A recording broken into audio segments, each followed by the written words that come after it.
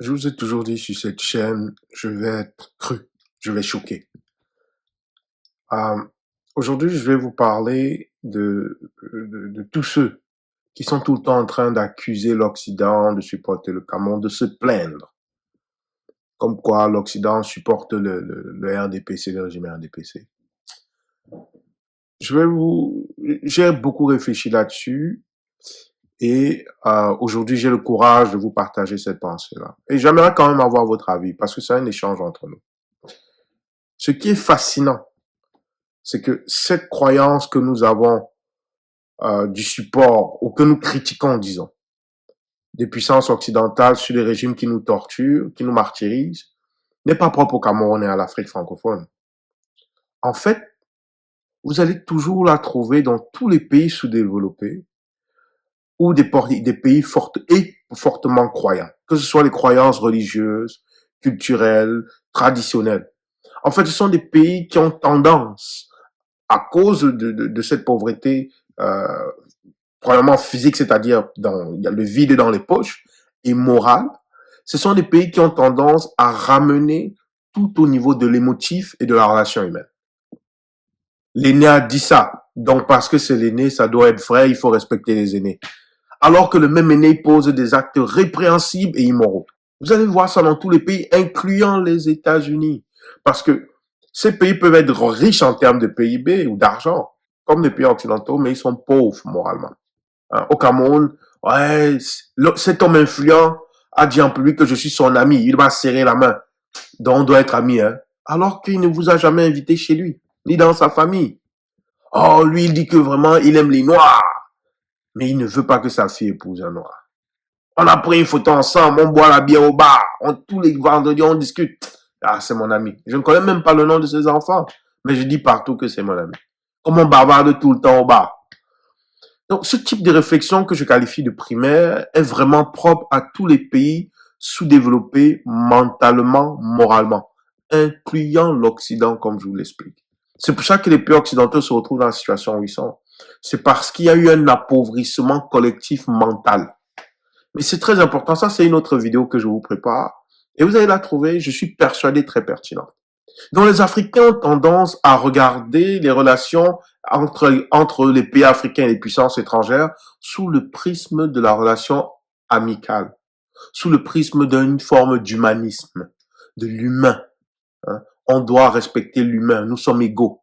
Et les Africains qui tout le temps sont en train de voir la France et les pays occidentaux, et par pays occidentaux j'inclus la Chine, les puissances étrangères, derrière le maintien de Paul Biya et du système RDPC, que oh, la France et l'Occident supportent ces gens, le RDPC et Paul Biya qui martyrisent le peuple camerounais. Oh, les Américains supportent Paul Biya. Oh, vous savez quoi? Vous avez raison. Vous avez entièrement raison. Mais sauf que les puissances occidentales aussi, elles ont raison. Les États-Unis, la Russie, la Chine, elles aussi, et la France, elles ont raison de supporter celui qui défend leurs intérêts. Parce que laissez-moi vous verser un peu de froid sur la tête. Ces gens n'ont pas d'amis. Et la pire erreur que ceux qui nous dirigent pensent, c'est qu'ils ont des ennemis. Ces gens n'ont pas d'ennemis non plus. Ce ne sont ni les amis du peuple camerounais, ni les ennemis du peuple camerounais. Ils défendent juste leurs intérêts. Juste leurs intérêts. Et encore pire, ça va plus loin. Ils défendent la stabilité, la prédictabilité de leurs intérêts. Et juste pour ça, dans un conflit, les puissances occidentales n'aiment que ceux qui gagnent et qui vont protéger d'une manière ou d'une autre la stabilité de leurs intérêts. Bref, ils veulent des gens qui vont garantir la stabilité des relations économico-politiques. Économiques à travers, évidemment, les échanges financiers qu'on connaît, les interactions économiques et financières, mais surtout politiques en termes d'alliés sur la scène internationale, comme le vote à l'ONU. Mais les Africains, souvent, vous pensez que être allié, c'est automatiquement voter pour quelqu'un, voter dans le sens de quelqu'un. Mais on peut être aussi un allié en s'abstenant de voter lorsque c'est pertinent. Donc, il faut qu'on regarde les choses un peu plus largement. Pas juste dans le prisme ami-ennemi. À ce niveau-là, il n'y a pas d'amis et il n'y a pas d'ennemis. Il y a juste la défense des intérêts. Pur et simple. Ces gens ont des gens qui les financent, à qui ils doivent rendre compte. Alors, tant aussi longtemps que Paul Biya et son système démontreront qu'ils ont la capacité de protéger l'intérêt de ces puissances et de mater toute rébellion, alors ces dernières puissances supporteront soit activement, donc c'est-à-dire militairement, ou s'ils n'ont pas la capacité de supporter active à cause d'une possible backlash national, ils vont le faire politiquement ou passivement par leur silence. Ça, il faut que vous compreniez. Le jour où ces puissances étrangères vont se rendre compte qu'elles ont, en misant sur Paul Biya et le RDPZ, elles ont misé sur le mauvais cheval, elles le laisseront tomber comme une vieille serviette. Je vous le garantis. Au moment, il y a un point d'inflexion où elles se rendent compte qu'elles misent sur le mauvais cheval, elles vont le laisser tomber et elles vont retourner leur veste. Elles iront même jusqu'à supporter l'élimination du système en place. Et l'histoire est pleine d'exemples où des puissances étrangères amènent quelqu'un au pouvoir pendant plusieurs années. Mais après, on se retrouve à supporter la rébellion qui va éliminer ceux qu'ils ont mis au pouvoir. Vous avez la France avec les nombreux exemples africains où ils mettent quelqu'un au pouvoir, ensuite ils supportent le gars qui vient faire le coup d'État. Les États-Unis en Irak, en Syrie avec les Assad, même en Iran. L'Iran qu'on a actuellement là, c'est une résultante des supports et des coups d'État supportés par les Américains. Dans les Caraïbes alors, regardez ce que les Américains ont fait en Haïti. Les Français et les Américains ont fait en Haïti. Donc vous avez toujours ça. La Russie, dans l'économie, les colonies d'Europe de l'Est, là, Roumanie, Tchécoslovaquie, mais ils faisaient du sale. Ils faisaient et défaisaient des gouvernements. La Chine a eu à le faire à plus petite échelle, que ce soit même au Vietnam ou en Corée. Pourquoi on a deux Corées aujourd'hui? Mais une fois qu'on a compris ça, à la lumière de tout cela, alors la question n'est plus de se demander, mais comment est-ce qu'on va faire pression sur les pays occidentaux pour qu'au nom de la pseudo-humanisme, l'humanité, le respect de la vie humaine, qu'ils arrêtent de supporter de tels régimes? Car ils ne le feront pas. Si cela va à l'encontre de leurs intérêts. Mais qui est fou? Qui est fou? La question devient plutôt, comment faire pour que les puissances étrangères supportent le mouvement qui mènera au changement de régime? Comment faire? Afin que les puissances étrangères ne voient en notre mouvement non pas une menace pour leurs intérêts, mais pour un gardien d'une forme de stabilité. Comment faire pour pas que les puissances étrangères voient le mouvement de changement qu'on veut, pas comme un changement des relations qu'ils ont avec nous, mais plutôt purement un changement interne qui ne nous concerne que nous. Sachez que même simplement le maintien du statu quo dans les relations avec les puissances étrangères les rassurerait. Juste le maintien du statu quo.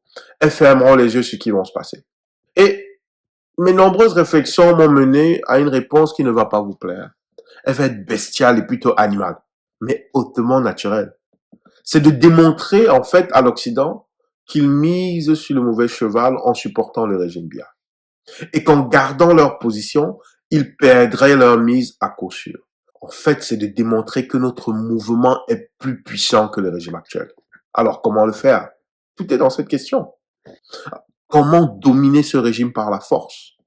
Mais par la force de la rue, au Cameroun, mais surtout par la force de la rue à l'étranger, en démontrant que nous sommes plus puissants que eux, que nous avons plus d'appui à l'étranger dans ces pays occidentaux même, et que nos appuis seront prêts à voter contre les gouvernements qui nous empêcheront de mettre en place le changement que nous souhaitons.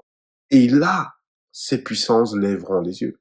Enfin, il faudrait que notre mouvement puisse garantir la chute du régime en place par-dessus tout. Leur démontrer que nous sommes plus déterminés que nos bourreaux et que nous sommes prêts à mourir pour notre cause. Nous devrons démontrer que nous n'avons plus rien à perdre. Et par le fait même, le Sagat sera la destination finale. Et le Sagat mènerait à une perturbation des relations économico-politiques avec les puissances occidentales. Mais au-delà de tout ça, plus important encore, nous devons démontrer qu'en cas de victoire, notre mouvement garantira la stabilité des relations entre le Cameroun et ses puissances occidentales. Je vous répète, les puissances occidentales ne supportent et n'aiment personne. Ils aiment juste ceux qui gagnent et qui ne nuiront pas à leurs intérêts.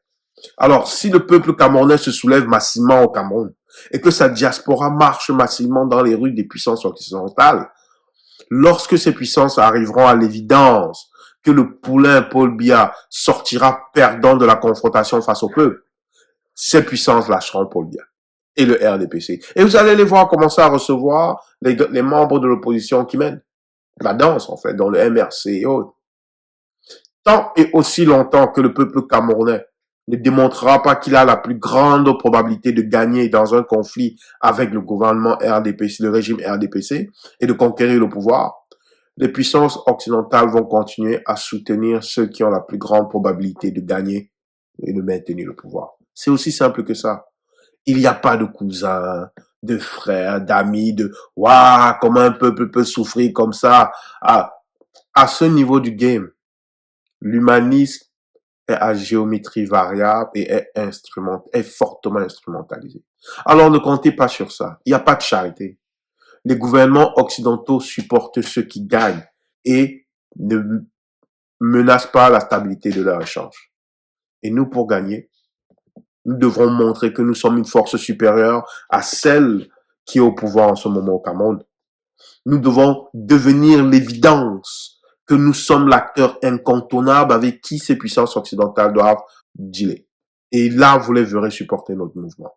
Qui aurait cru, pensez-y, qui aurait cru que les talibans auraient repris le contrôle de l'Afghanistan après avoir négocié avec les puissances occidentales? Pensez-y.